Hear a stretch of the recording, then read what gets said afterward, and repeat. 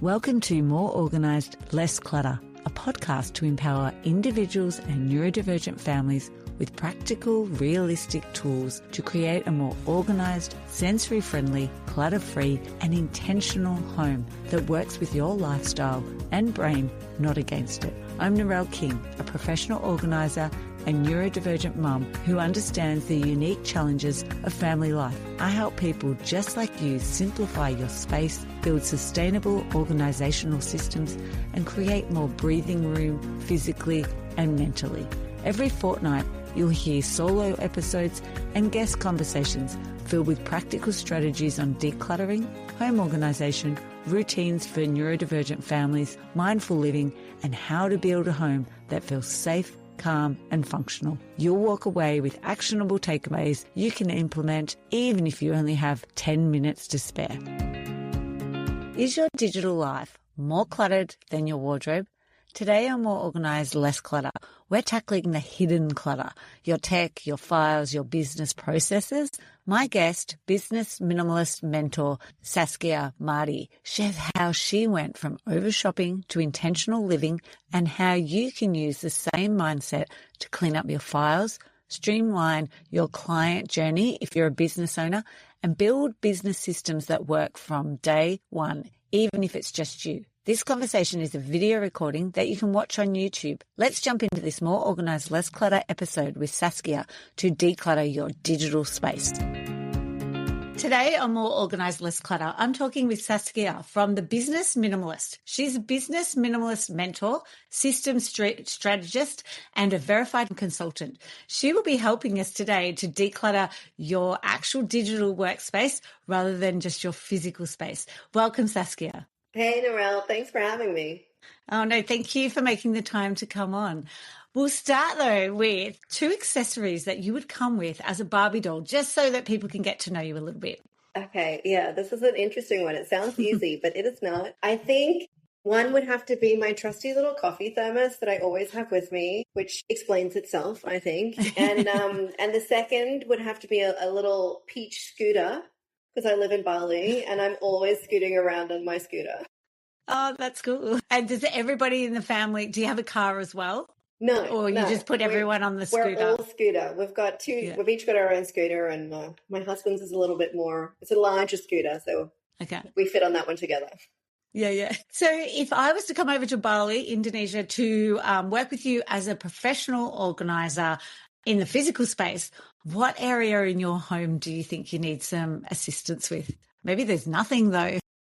Look, we're pretty organized around here, but there's this place that we call my husband's office, but it's our indoor shed. I think that would be, we don't have a shed outside. It's a room in the house. And I think, that's the one that needs the most love. Yeah. Wow. So it doubles as a study and a shed then, really? No, he doesn't. It's not actually an office, but we just joke. Because I have an office at home and we call the indoor shed my husband's office. His office. And has it got shelving and things like that for it? It does have shelving, but it's, shelving's that's sort of the macro. We need micro help. We need the drawers and the shelves within the shelves, if that makes sense. Yeah, definitely. Yeah. We need so that even just gives me a hint that you're probably more of a micro organizer than the big macro, having everything together. The difference is that he has organized that and not me. Yeah. So you talked about then minimalist. How did you become a minimalist then? Yeah, well, it wasn't intentional. It was definitely accidental. I would have described myself anything but a minimalist up to 15 years ago. I was living in Europe at the time and I loved to go shopping and spend money on absolutely anything that I could. I earned pretty all right, but at the end of the month, I was always broke because I just kept buying stuff I didn't need and spending it on things that I didn't need.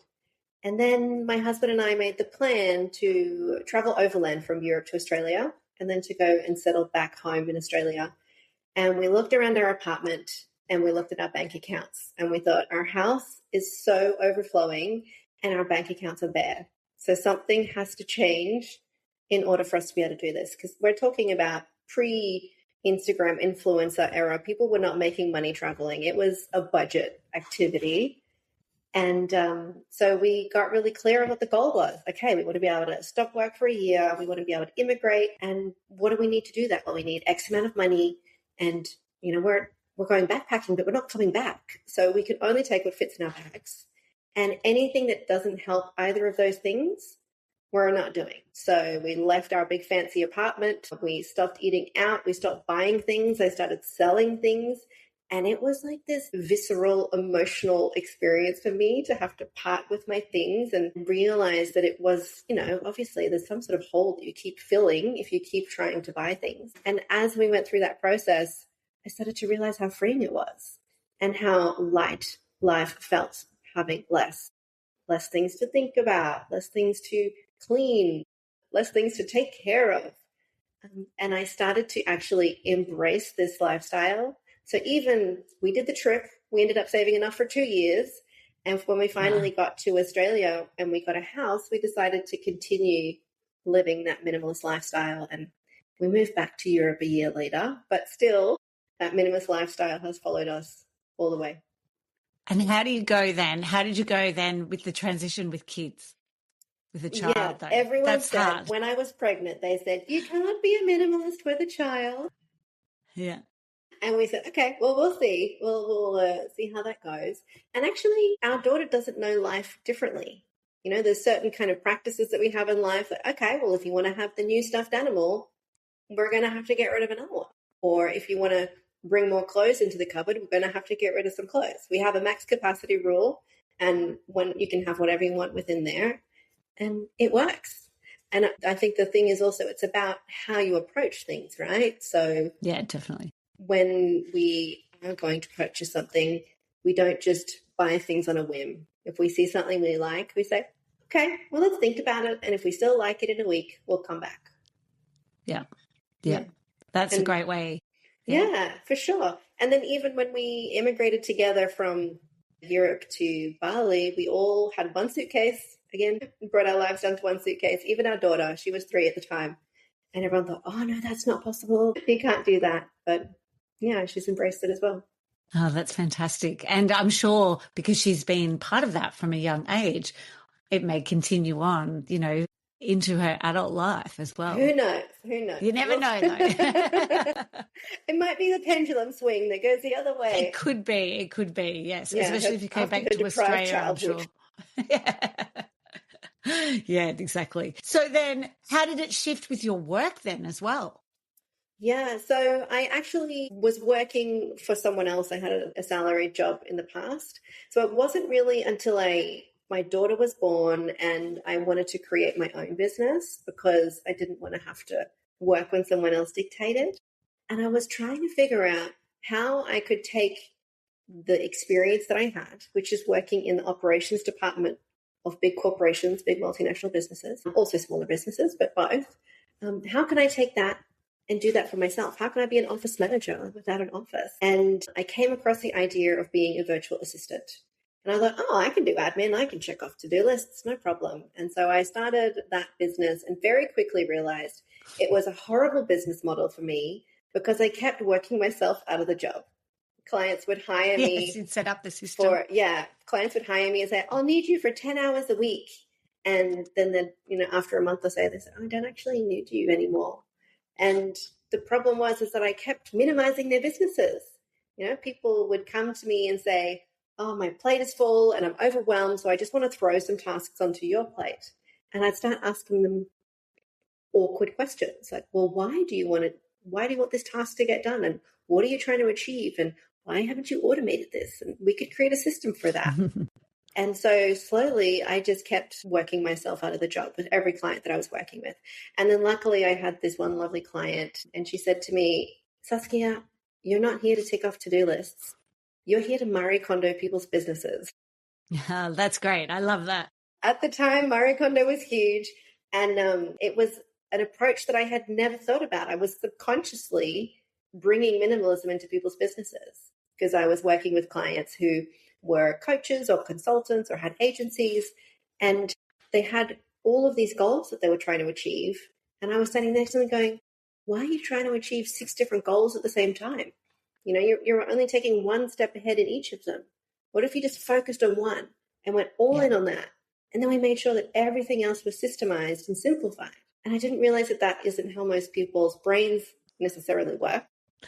Yes, no, they don't. Yeah, and it's the same within our own lives. Yeah. We've all grown up in this world where more is more. And, there's the career path or the life path. You graduate, you get the job, you buy the house, you get the bigger house, you get the bigger car, and you just keep more because that's the path that's laid out in front of you. And it's the same with business.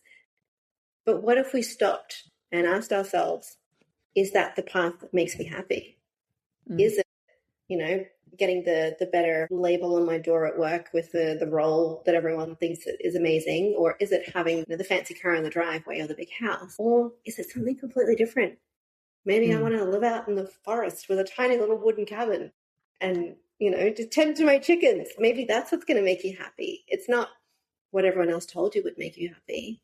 Yeah. And I find it's the same with business, that we'll hear business coaches or internet gurus and they say, this is what you should be doing, and you need to have this goal, and you need to have this thing that you're working towards, and you have to specialize in this and create more offers and do this. And before you know it, people have just added all of these things to their to-do list that aren't actually aligned with what it is that's important to them. Yeah. Yeah. And then they've got too many things, isn't it? Which they don't actually really need to manage as well. Yeah, exactly. And everything that you start creating, every goal that you're working towards, every offer that you have, every client you work with, it's effort to keep it up. Yeah. Yes, definitely. So do you find then, like, obviously it's different to, how is it similar to the physical stuff? Like, your drawers and your cupboards, and then when you apply this sort of thinking to, say, a business? I think it has so many parallels. Obviously in your work as well, Narelle, you would notice that it's not just about the stuff.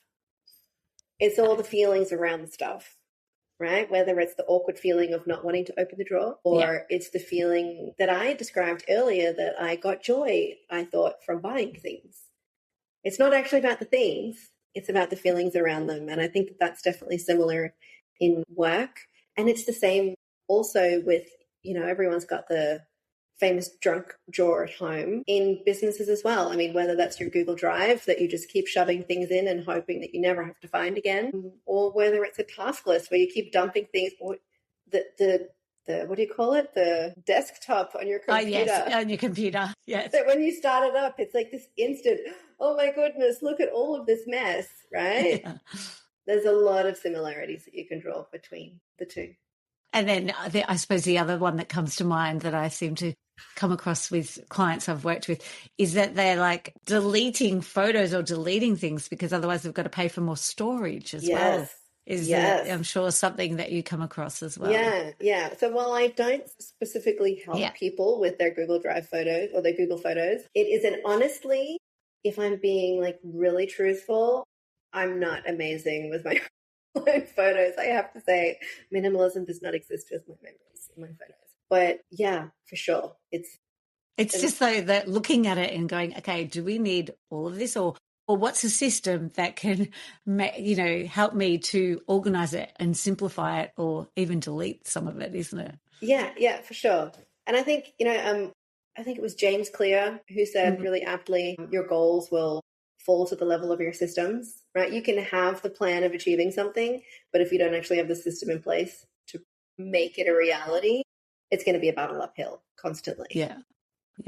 So what's one of the systems that you see that business owners, like founders in particular, might skip and not have in place to be organized? Well, I think people always have systems. I think the question is whether or not it's consciously or subconsciously created, right? Like if we look at something to relate to your personal life, how you brush your teeth, how you start your morning routine, you can consciously create a morning routine that serves you, or you can subconsciously just roll out of bed and, have no planning come into it. It's probably not serving you. And it's the same in business.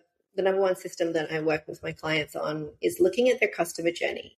And that is the entire process of someone who's never met you, never heard of your name. How do they discover that you exist? How do they engage with you? What's the sales process like with them? What's the delivery process like? And how do you offboard them? And what do you do when you've finished working together? So that from that start to finish, first meeting to saying goodbye, what is that process? And most people that come to me have subconsciously created that process through trial and error over the years. It's all in their head. And not to say that the steps aren't working, but the quality of the customer journey depends on their mood. And that's a really big problem that people are going to run into, is that if you don't have a system in place, you're not going to be able to give people the same consistent level of service, because maybe you'll have one client that joins you when you're feeling amazing and you're in a good mood, and they're going to get all the emails and all the attention, and you've had a good night's sleep, so you're not going to forget to send them the contract or the welcome kit or whatever the thing is.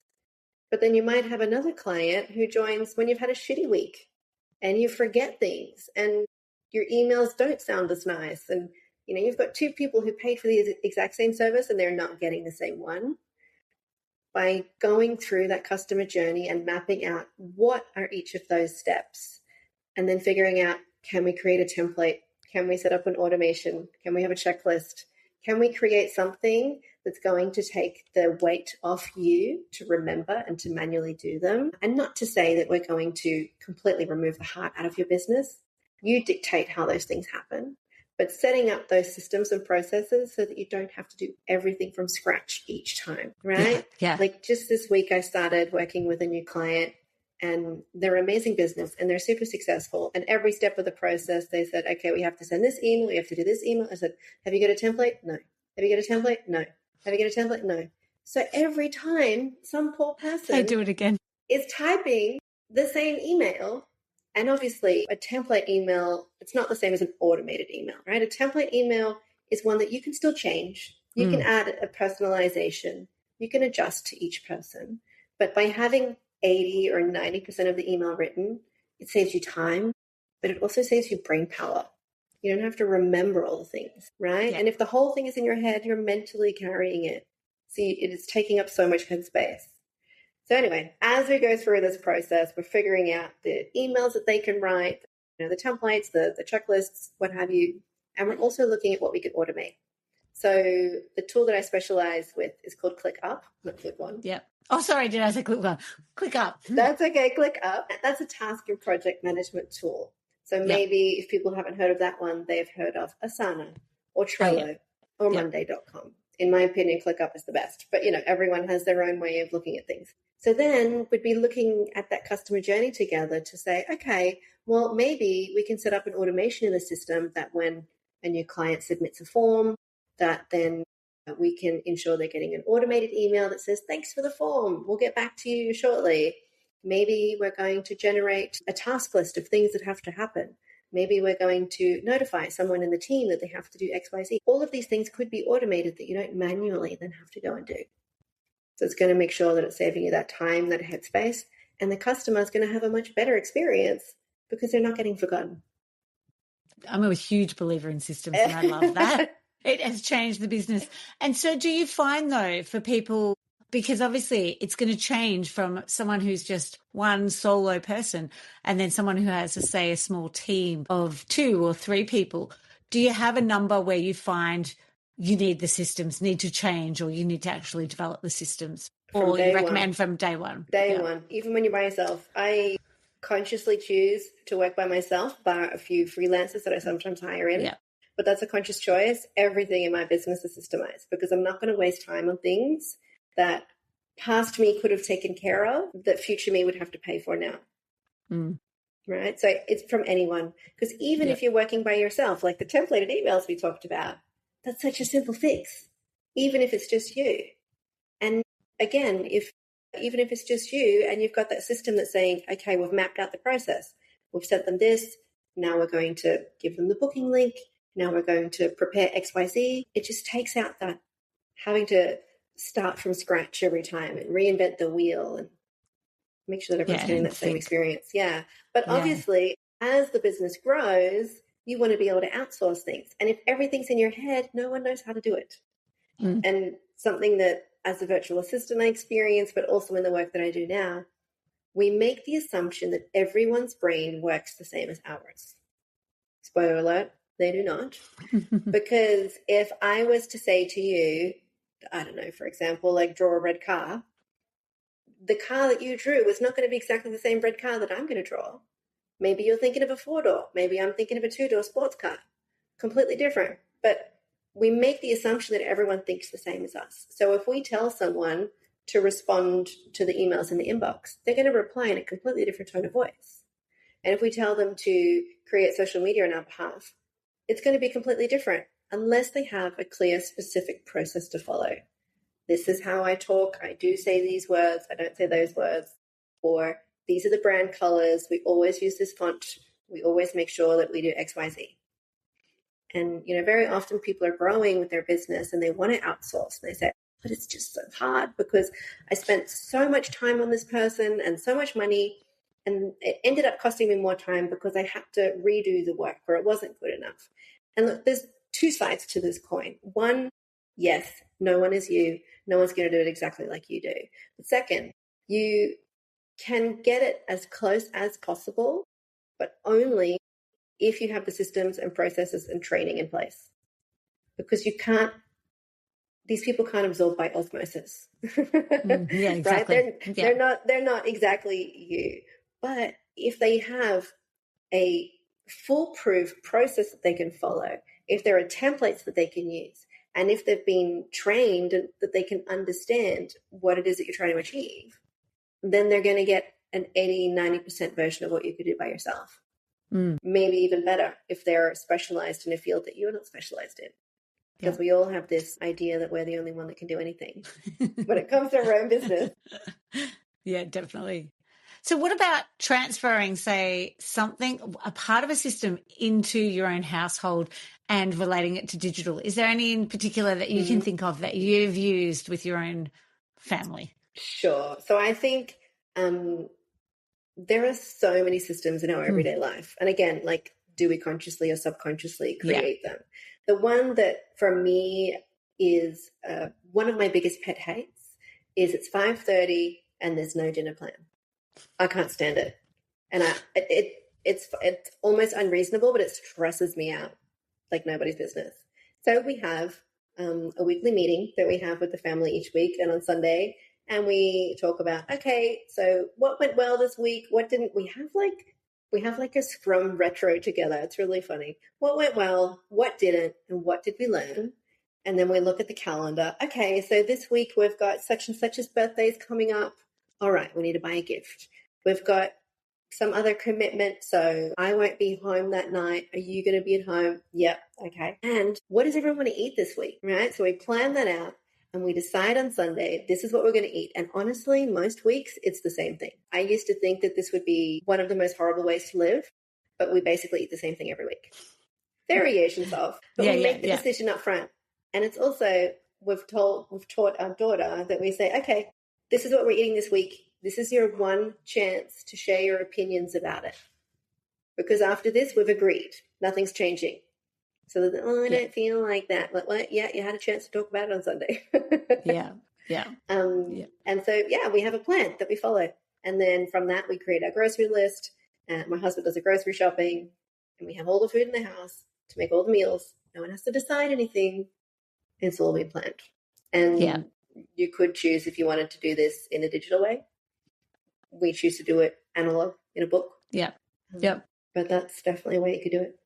Yes, no, we've only just changed to digital in the last 12 months just because of the calendar that we're using. But it makes such a difference. And especially as kids get older, like our daughter 17 has a job and works sometimes at nighttime now. It's like, if the meal isn't ready, isn't thought about, she doesn't finish work till 10. It's like too late to eat dinner. So we've had to get really organized lately about what days she's working to make sure that there's either the dinner's early or it's something that we've already cooked. So it definitely makes a big difference. Otherwise, she'd probably miss out. She'd have toasted sandwiches every night that she finishes work otherwise.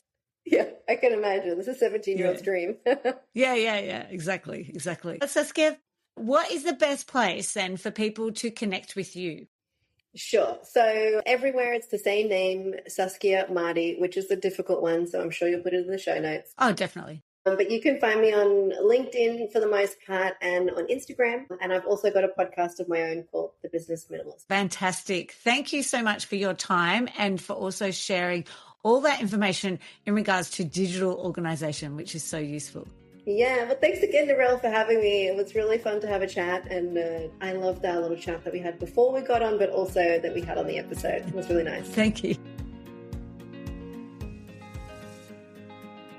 Is your family's paperwork piling up and taking over your kitchen bench? Do you waste hours searching through piles of paper clutter, looking for documents and reminder notices? Our comprehensive guide walks you through each step to help you effectively organise your paperwork and provide simple solutions to digitalize your administration processes to reduce paper clutter. Head to simplyhappy.com.au to the resource tab to get instant access today.